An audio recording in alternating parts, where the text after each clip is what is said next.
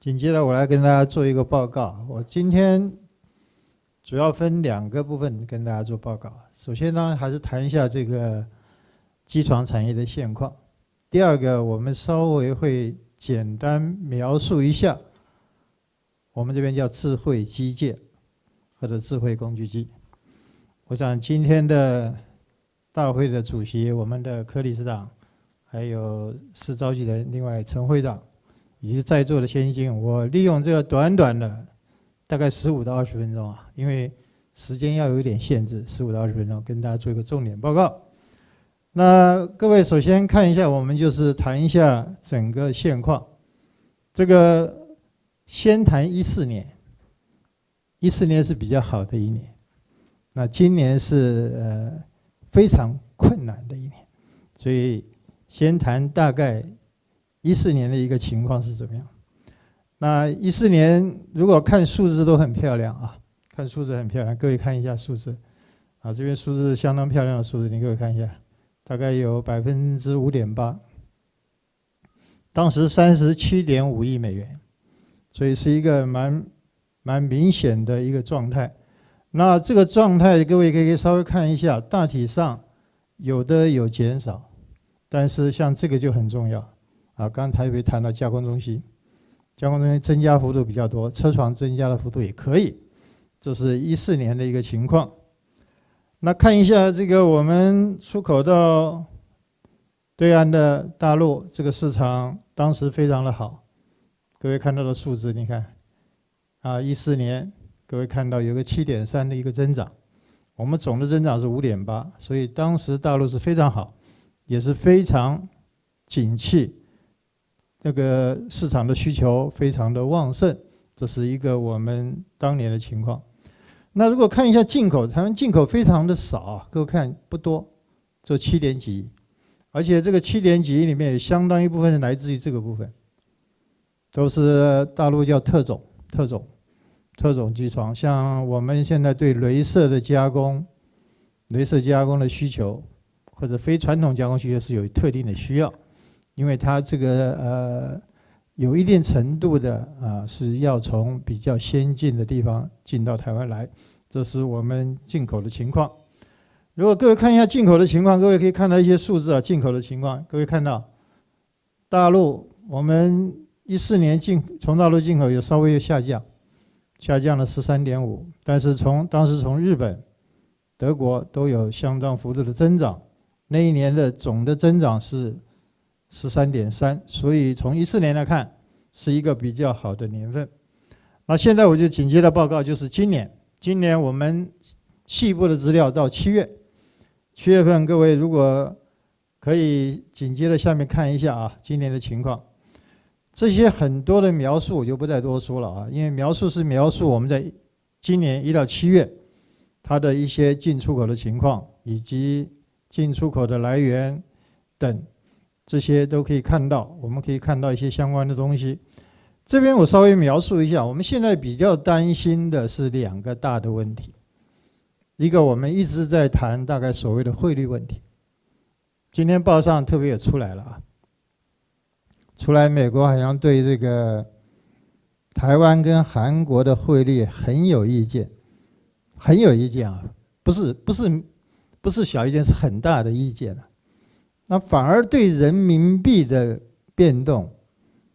美国没有特别去表达它的特别的关心。那另外一个很重要，就是台湾报上也谈了一个很重要的意思，说美国狂印钞票，我不知道大家了解，狂印钞票就是大量的印制美元，把它送到全世界是给大家去用。结果反而会关心我们的汇率的变动，因为汇率变动是来自于出口的竞争的问题，但是它本身就忘掉它自己狂印钞票，所以台湾也有很多人有意见了，就是把它特别登出来，它的狂印钞票，这是有关汇率的问题。另外一个当然是我们非常关心的，就是像 FTA 啦。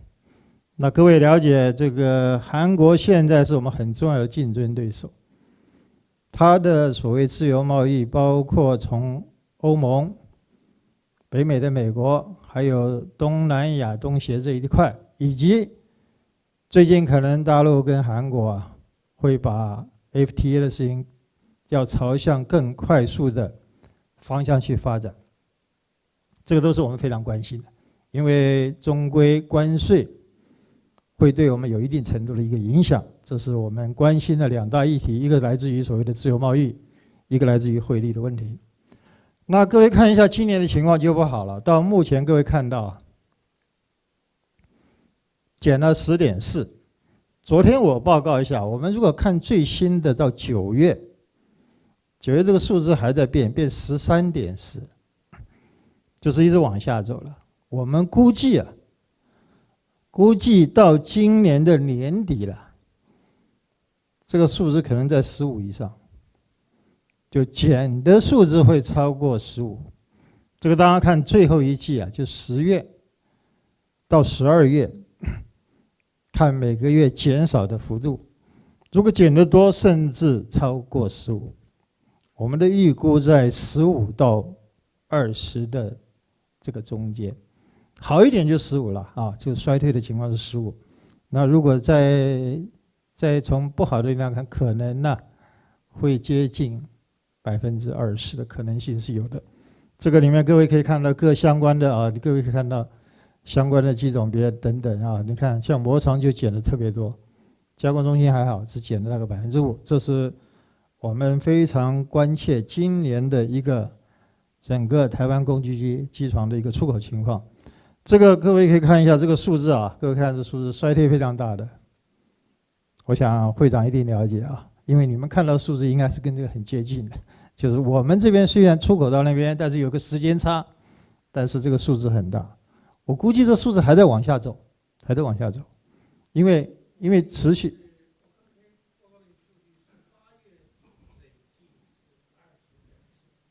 比我们还高一点，我们是20，你是20.4，所以表示这个数字还在对，应该的，就是我的了解是在往下走，所以今年的情况确实是很困难，非常困难。那也利用这个数字跟大家报告，它的困难度是相当高的，这是有关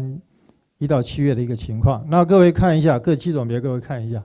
也是大体上都是遭遇到一些状态遭遇到一些状态，这是有关这个出口的一个情况。那这是进口，那我们各位可以看一下，我们反而从大陆进口在增长各位看一下在增长，所以这个跟去年又不一样，去年反而在减少，而今年反而又是开始有点增长，虽然不好的情况，各位看不好，但是不好不是很大，些许的衰退，但是这个数字是相对比较好的。各位看到德国反而比较差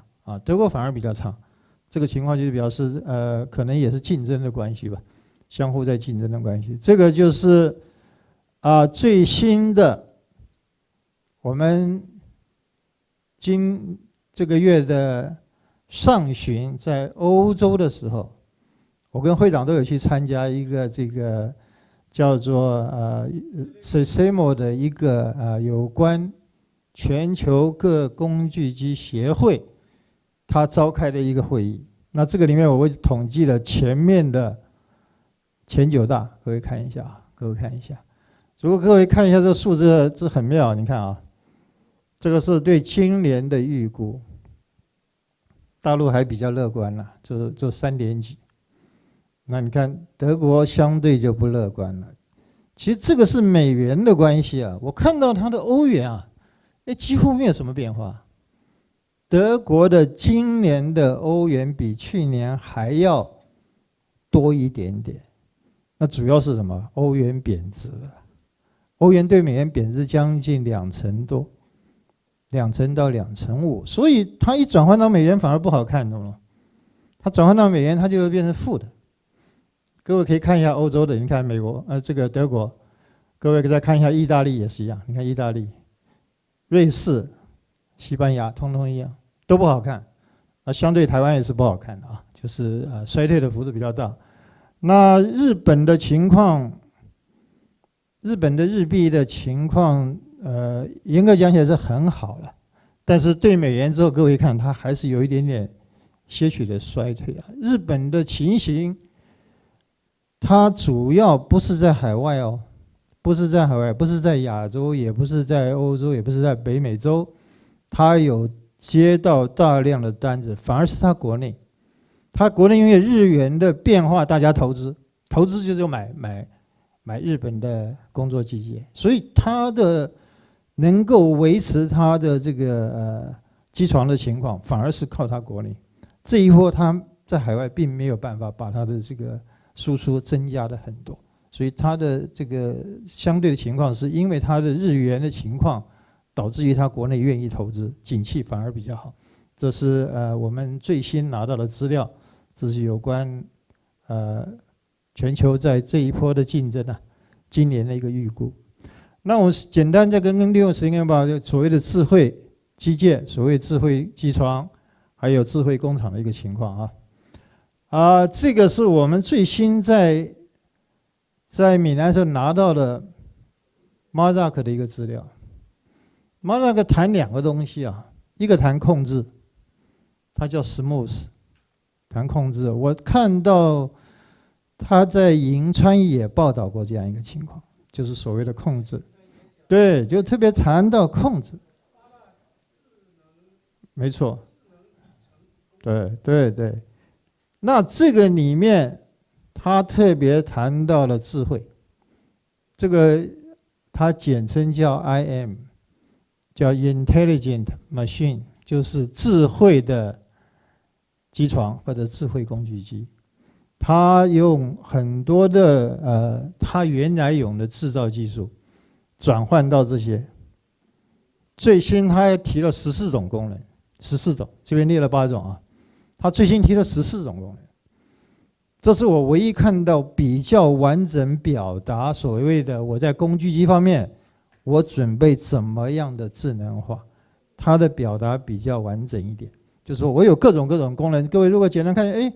我的主轴可以是智慧化，我的主轴可以智慧化，我的碰撞防止碰撞可以智慧化，我的保养维修保养可以智慧化，所以它未来它很多的东西，包括震动，各位可以看到，就变成它尽量利用它的软体，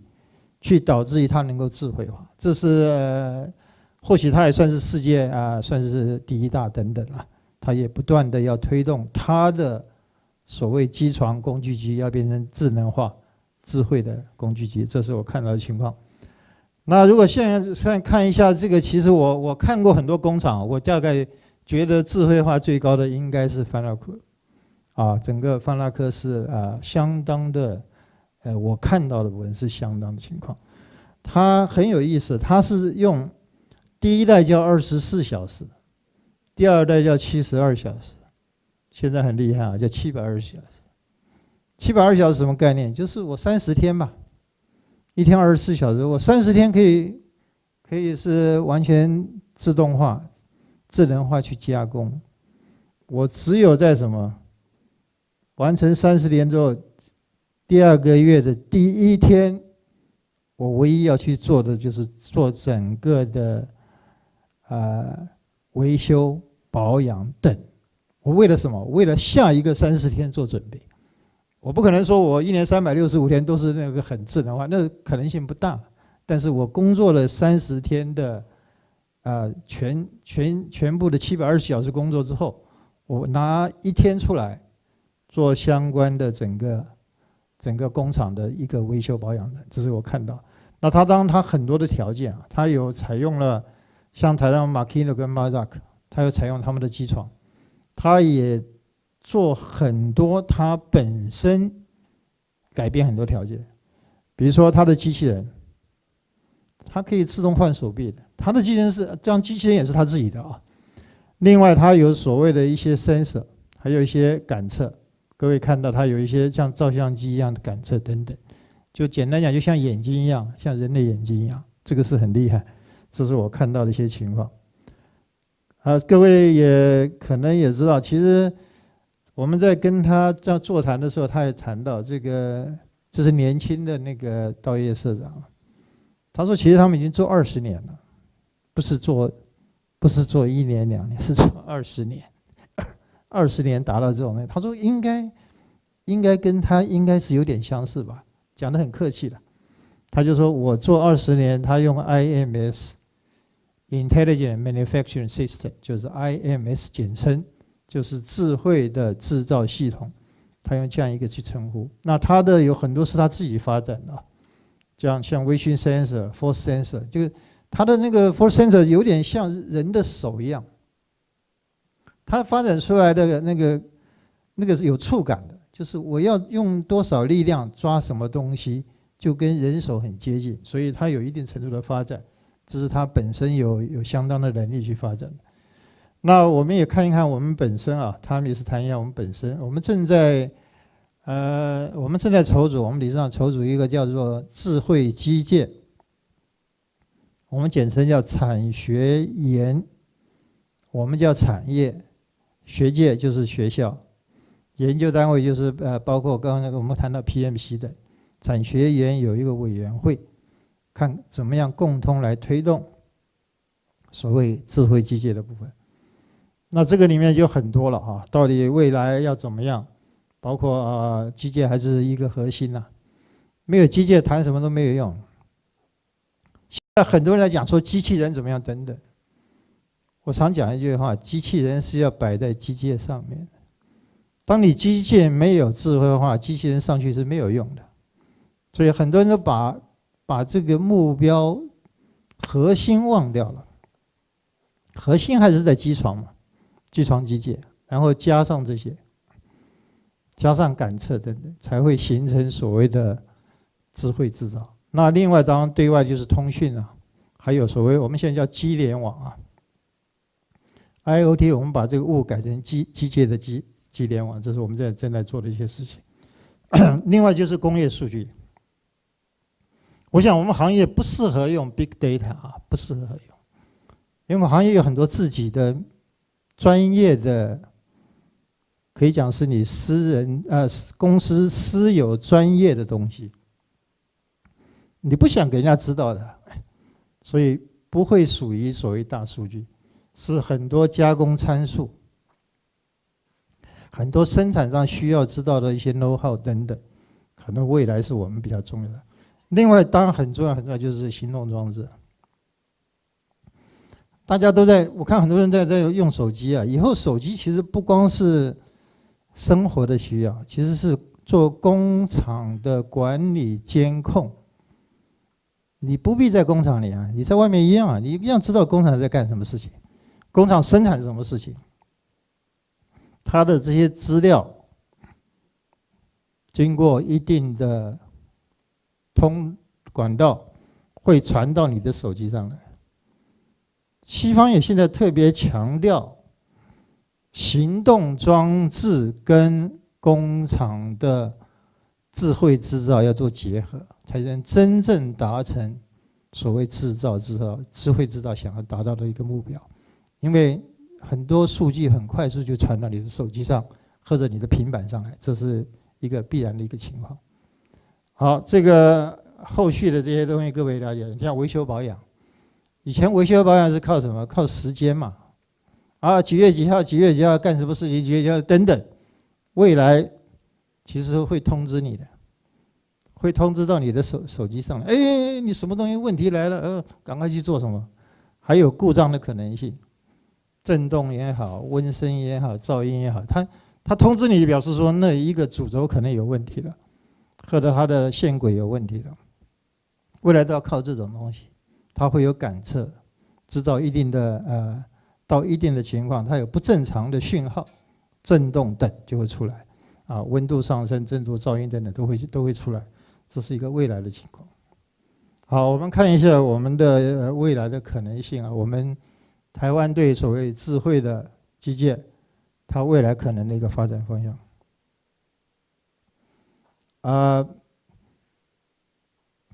养成一个老师傅，我不知道你们那边怎么样。我们这边养成一个老师要花10年、20年、30年。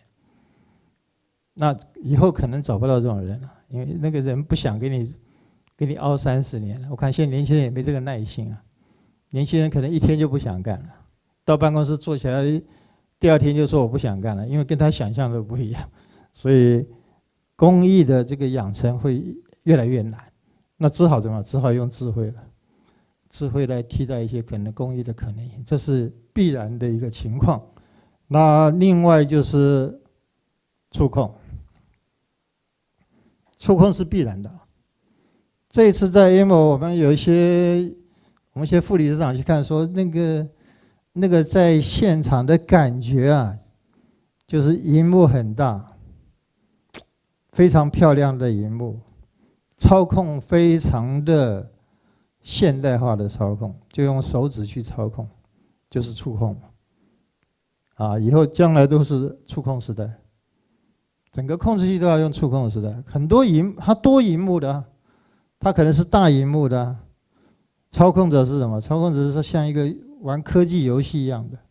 去操控那个。它有很多的东西在上面，经由不同的触控方式去操控，然后达到你想要去加工的一个目的。这未来的时代就是这样。另外一个，当然我们也要特别想到，就是年轻人不愿意到工厂去了，按键盘他也不愿意去按了。以后没有人给你按键盘了，通通是要用跟玩手机一样的嘛。就在工厂就跟玩手机一样，未来的世界就是工厂其实就是在玩手机，只是他玩手机是要达成他去加工的一个智慧化的目标，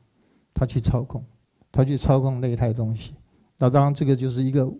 未来触控面板是必然的可能性，就是变成提供很多新的像 APP 啦等等这一类，让它去操控。那各位可以看一下，我们也是讲 ICT 还有感测，整个的这种时代的来临。这边谈到了，抱歉，这边谈到了是去年的展会，即使在今年的展会也一样。今年展会在 AMO 米兰的展会啊，更多的东西都出来了，很多打工业4.0，很多打这个所谓智慧制造等啊这一类未来的这种不断的新的科技的进入，以及我个人也特别觉得软件的重要性会很高的，就是未来参与竞争控制器扮演的角色是一个硬件的角色，但是你真正的智慧通通要透过软件去表达，就跟手机一样，我们手机现在是几乎是被人家控制的。在台湾讲说做手机的人，你的价格是$200，但是卖手机把软件摆进去要加$600，软件价值是$600，那手机的价值制造者很辛苦，只有$200。所以未来的时代，这个所谓的智慧的机床、智慧的工具机，绝对不是卖硬件为主，是要卖软件为主。那未来的世界也是软件会决定所谓的企业你的未来的竞争的可能性。好，以上，谢谢各位，谢谢。